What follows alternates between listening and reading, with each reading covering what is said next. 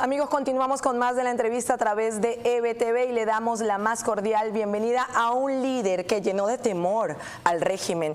Porque cuando algo brilla con luz propia o es una amenaza, como lo ha sido Juan Pablo Guanipa a este narcorrégimen, ellos simplemente intentan retenerlo, tenerlo tras las rejas, pero hoy la justicia triunfó. Bienvenido Juan Pablo Guanipa, líder venezolano, dirigente político, quien estuvo tras las rejas, salió de inmediato sin descansar, nunca pensó en ir a casa ni a tomar agua, apoyó a las madres y familiares de presos políticos, fue nuevamente encerrado en su casa y con un grillete y amenazado, y hoy está en libertad plena y lo celebramos en grande junto a ti, junto a usted, Juan Pablo Guanipa, y bienvenido. Gracias por estos minutos.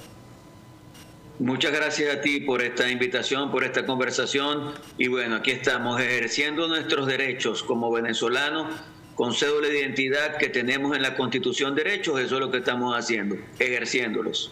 Y precisamente en nombre de esa Constitución y de esos derechos, ¿cuál es el llamado en este instante? Dos preguntas. ¿Celebramos? ¿Sí podemos celebrar esta ley de amnistía o sigue a medias? Y segundo, ¿cuáles son los derechos a los que todos podemos sumarnos y exigir a este régimen que cese la persecución y que haya la libertad plena y total de todos los presos políticos? Mira, yo creo que en primer lugar tenemos un proceso político que nos va llevando hacia la democracia y eso nos tiene que generar una gran esperanza, una gran ilusión. Venezuela ha demostrado que es un gran país y que toda la lucha que hemos dado en estos 27 años va teniendo sus frutos y nos va permitiendo reencontrarnos con la democracia en Venezuela. Yo creo que eso hay que celebrarlo con mucha responsabilidad, con mucha convicción de que nosotros podemos seguir adelante y que tenemos que ir cumpliendo con algunos parámetros para lograr llegar a un proceso electoral. Y lo segundo es que los derechos que están en la Constitución han sido violentados flagrantemente y permanentemente por el régimen, primero de Hugo Chávez y después de Nicolás Maduro. Entonces nosotros tenemos la obligación de luchar por la restitución de esos derechos, de manera que podamos contar, por ejemplo, con una elección competitiva. Para eso necesitamos tener un Consejo Nacional Electoral que no es el actual, debe elegirse un nuevo Consejo Nacional Electoral. Aquí tenemos que tener libres a todos, absolutamente todos los presos políticos, y no libertad condicionada, sino libertad plena de todos los presos políticos. Nosotros tenemos que lograr que regresen al país, bueno, todos los exiliados, no unos sí y otros no, todos, que regresen todos los exiliados a Venezuela. Nosotros tenemos que lograr que se habiliten todos los dirigentes políticos, que no haya ningún dirigente político inhabilitado. Nosotros tenemos que lograr que se devuelva a los partidos políticos su tarjeta a través de dársela a los dirigentes naturales de esos partidos políticos. Nosotros tenemos que lograr la participación política del pueblo que ha querido ejercer el derecho al voto y que viviendo fuera del país no se le da la oportunidad de ejercer ese derecho al voto. Allí tienes tú un montón de derechos que han sido confiscados por el régimen de Nicolás Maduro y eso tenemos que cambiarlo y ese es el gran trabajo que tenemos que hacer en este momento. ¿Y a qué nos enfrentamos en este instante en donde Delcy pretende lavarse la cara y pide revisar casos no contemplados a Diosdado? O sea, ¿qué podemos esperar si Diosdado realmente cumplirá la orden y analizar ahora caso por caso de estas excarcelaciones tras la aprobación de ley de amnistía? Porque prácticamente Delcy le tira al muerto a Diosdado. O sea, hay que revisarlo, revisa. Pero señores, se lo está pidiendo a Diosdado. ¿Qué podemos esperar? Sí, en una oportunidad vi que ella dijo que quien dirigía el proceso de liberación de presos políticos era él. Evidentemente que eso luce bastante contradictorio. Ahora yo te voy a decir algo, yo creo que la existencia de una ley de amnistía no es lo que garantiza la liberación de todos los presos políticos y la repatriación de todos los que han salido por el exilio.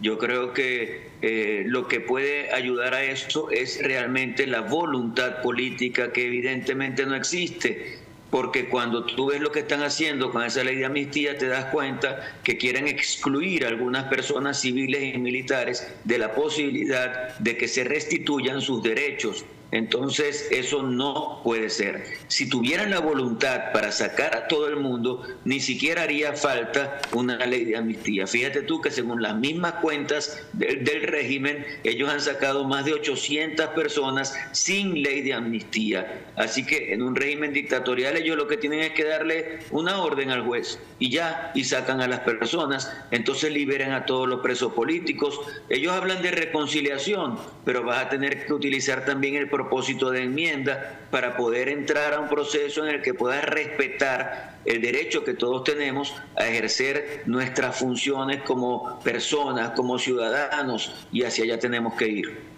Vimos el día de ayer esta aprobación que cerró además con palabras fuera de tono y vulgares de Jorge Rodríguez, en donde indicó que nadie le prestaba atención, que se hizo público. ¿Considera usted que lo que sucedió ayer es consecuencia de una visita que recibieron un tanto especial, denominaría yo, de Francis Donovan, el jefe del Comando Sur, y de Joseph Umire? ¿Tendrá relación directa 2 semanas? Porque estoy de acuerdo, ya va, no hacía falta de amnistía, pues yo no tengo que pedir perdón de nada. O sea, ¿qué me va a perdonar usted si usted me metió preso porque pienso distinto a usted? Primero. Segundo, 2 semanas peloteándolas de un lado al otro. Sí, no. Después que es que un martes de carnaval lo iban a hacer. Pero señores, les llegó el miércoles de ceniza y una visita que no esperaban y que fue puntualmente a algo. Y fue el miércoles, en horas de la noche se dio a conocer.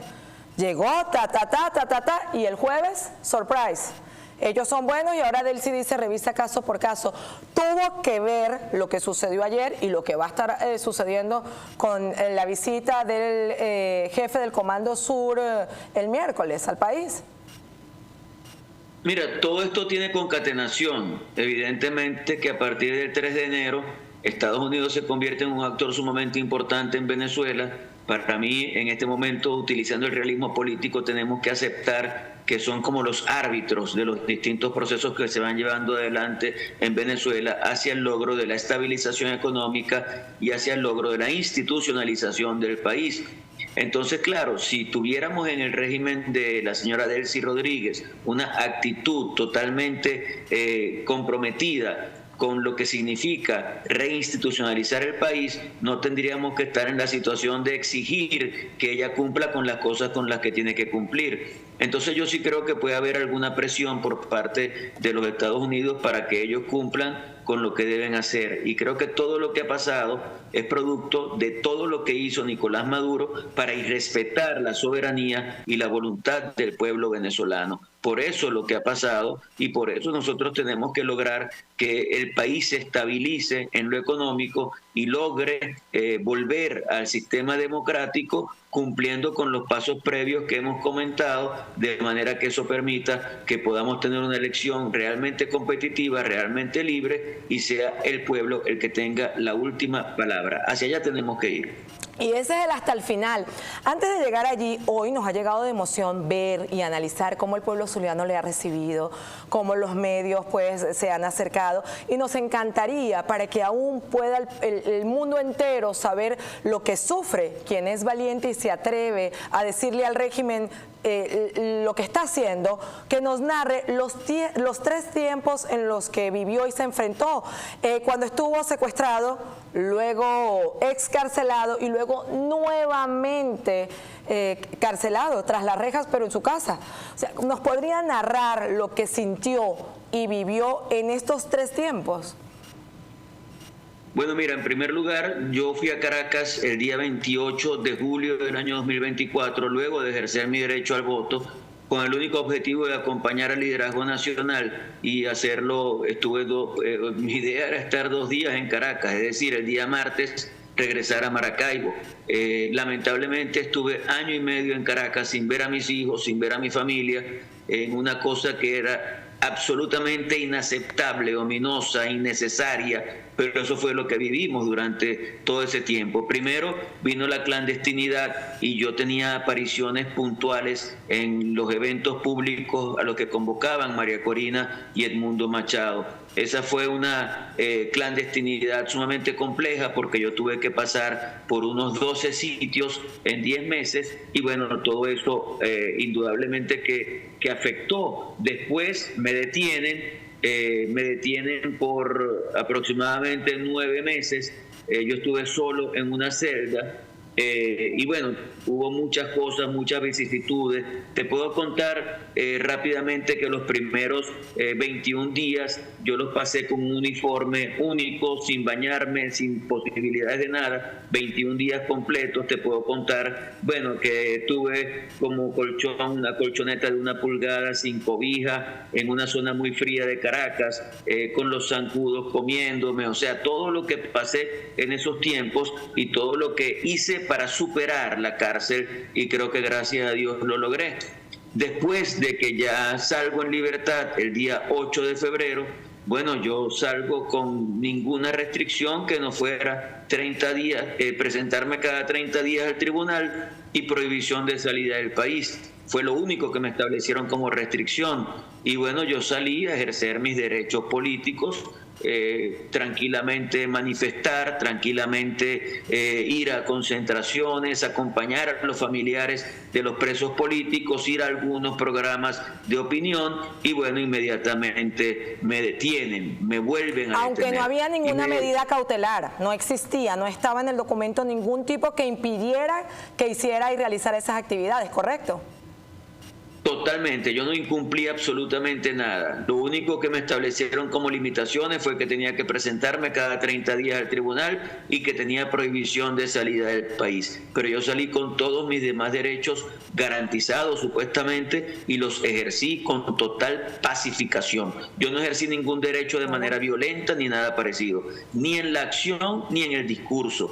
Dije lo que pienso y tengo derecho a decir lo que pienso, pero siempre con mucho respeto. Cuando fue detenido nuevamente, cuando fue secuestrado nuevamente? ¿Qué pensamiento? Miedo, mucho miedo, mucho Esa era miedo. mi siguiente porque pregunta, si había miedo. ¿Y lo volvería a hacer? ¿Volvería a salir a Caracas a apoyar, aún sabiendo todo lo que pasó y enfrentó todas las torturas físicas, el maltrato, emocionales? ¿Lo volvería a hacer? Mira, claro que sí. O sea, yo te digo que sentí miedo porque cuando yo fui detenido la primera vez, yo estaba durmiendo en el apartamento en el que estaba y de repente mi cama estaba rodeada por 7 funcionarios, todos con armas largas. Ellos me despertaron y bueno, yo vi lo que estaba pasando en ese momento. Pero vi que eran personas con capuchas, pero identificados como integrantes de la Policía Nacional Bolivariana. Me detuvieron, pues. Pero la detención que hicieron el domingo, 8 de febrero, fue una detención por grupos irregulares. Allí no actuó ninguna policía, allí actuaron grupos irregulares, grupos no institucionales. Llegaron 3 carros que no tenían ninguna identificación. Las personas que me atacaron no tenían ninguna identificación, tenían una actitud violenta, tenían franelillas, eran evidentemente personas irregulares. Y bueno, la persona que venía manejando el carro me preguntó que qué hacíamos y yo le dije, mira, abre la puerta, no tenemos alternativa. A pesar del miedo. A pesar del miedo. Y entonces, bueno, salimos, me retuvieron y bueno, al final ellos decían que me iban a llevar a Maracay, pero realmente me llevaron fue a la misma sede donde yo estuve detenido, a Mari Pérez. En ese momento, cuando yo llego a Mari Pérez y me doy cuenta que estoy en Mari Pérez, evidentemente que me volvió el alma al cuerpo, le di gracias a Dios, porque vi que estaba detenido por un sector institucional, si se puede llamar así, del gobierno de la señora Delcy Rodríguez. Y bueno, vino toda la situación de confrontación con el jefe de allí y después todo el tema de mi casa por cárcel. Terrible, increíble poder entender que no, me alegré porque iba a estar preso, ya que grupos armados me secuestraron, los colectivos dirigidos por nosotros.